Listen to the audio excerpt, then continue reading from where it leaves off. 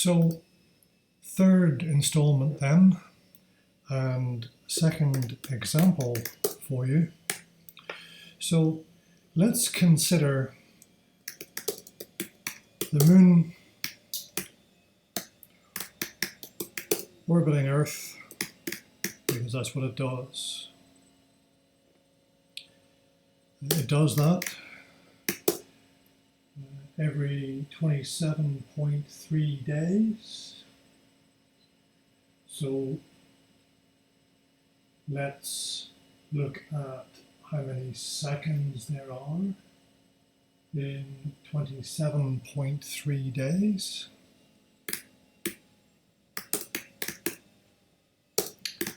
At a radius of 400,000 kilometers, which of course we'll have to work into meters.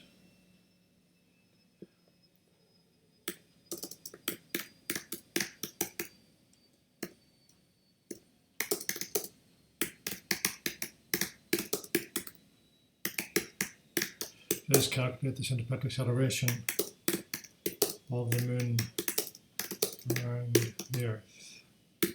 So, the period, which is 27.3 days times 24 hours times 60 minutes in an hour times 60 seconds in a minute, and the radius, which is 400,000, oh, my apologies.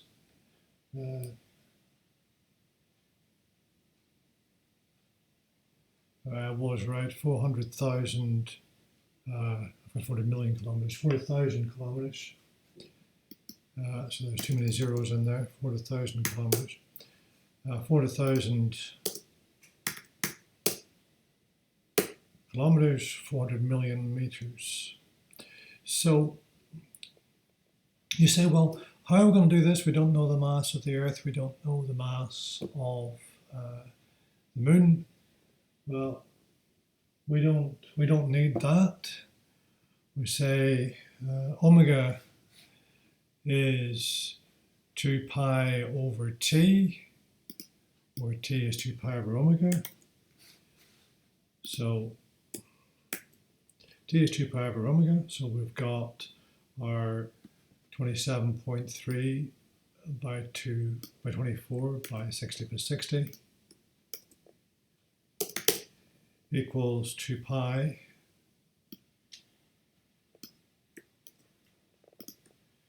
divided by omega, which gives us omega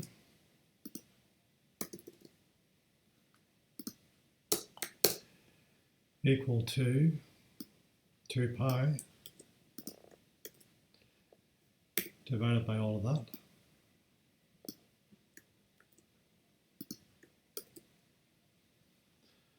And we know that A equals v squared over r.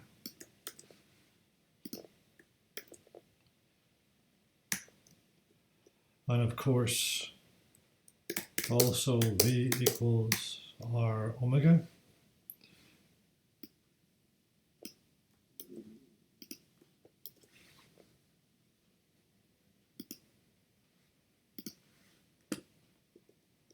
So we have A equals r omega squared.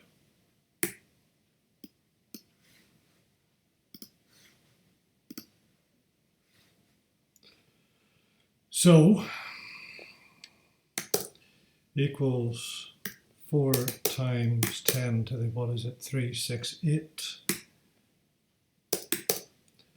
is the radius of the orbit, times omega squared, which is all of that,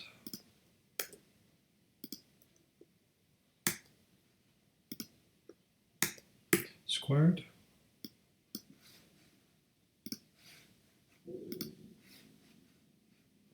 So if we work that out, we've got 27.3 times 24 times 60 times 60. And we are dividing 400 million by that.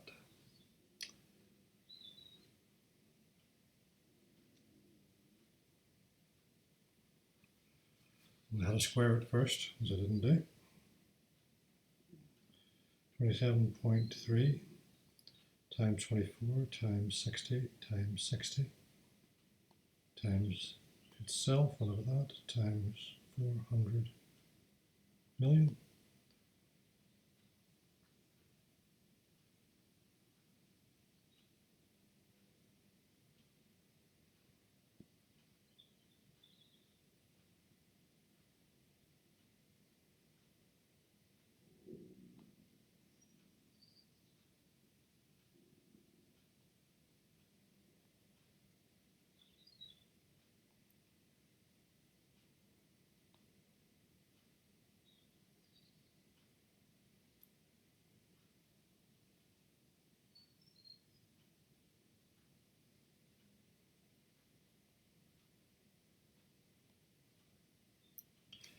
That gives us 2.8 times 10 to the minus 3, which I'm sure you got there faster than me, because I made a few mistakes with the calculator there.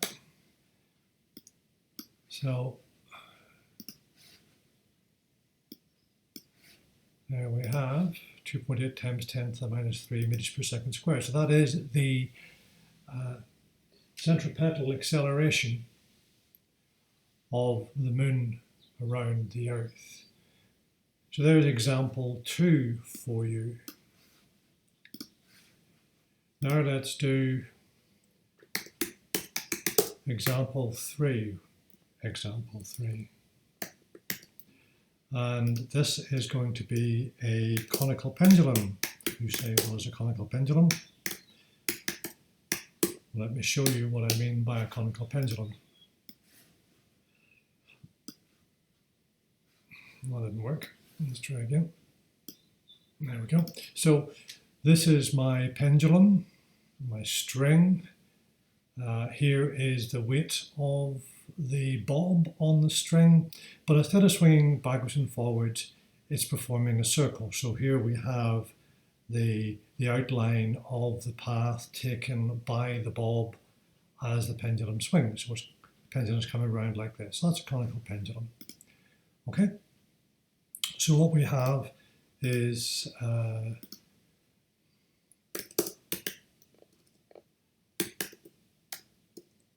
mass m kilograms on a string,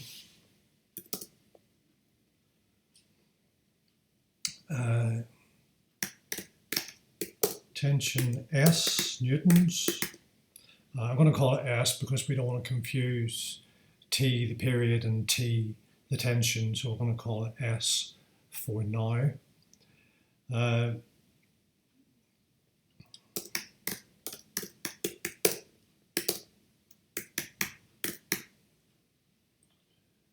And so our conical pendulum is performing a circle. And again, let's call this a horizontal circle just to be really clear. That's what we're doing.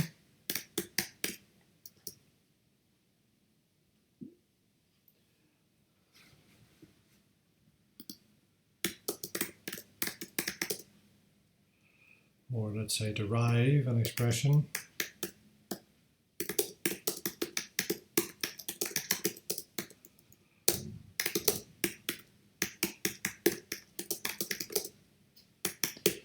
for the acceleration of the bob.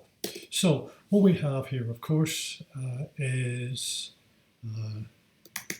a situation where we need to resolve the tension S into two components. If we resolve vertically and horizontally, that seems to make sense.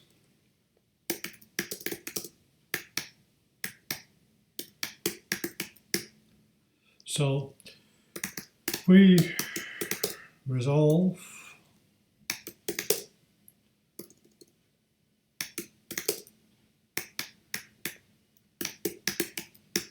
horizontally. Well, if you think about this, if you were to draw the line of action of the weight vertically up, you'd have two parallel lines, this one, and from your maths geometry you would know that this angle and the angle in here are the same.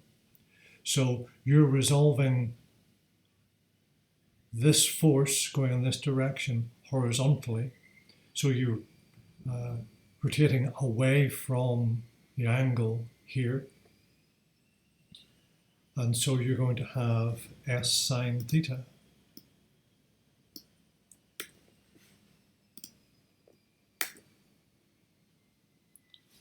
And if you resolve it vertically,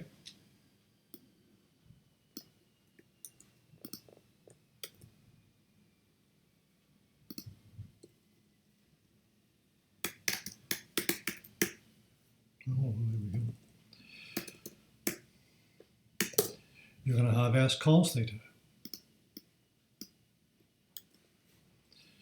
So where does that get us? Well, S sine theta is the only force horizontally, whereas vertically, S cos theta will equal mg. I've got mg down here, I've got S cos theta up here. Those two forces will be equal. There is no acceleration in the vertical plane. The bulb is not accelerating up or down, it is accelerating in the horizontal plane.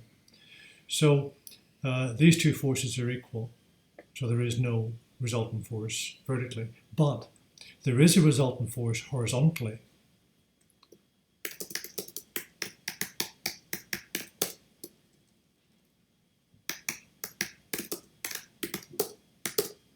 Which is S sine theta.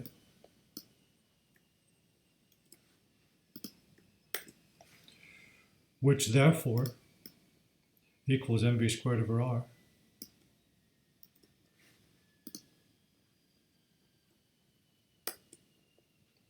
So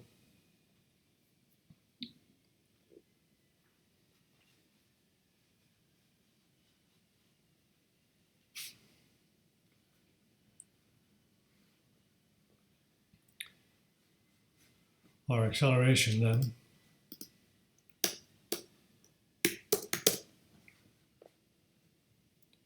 would be S sine theta over m.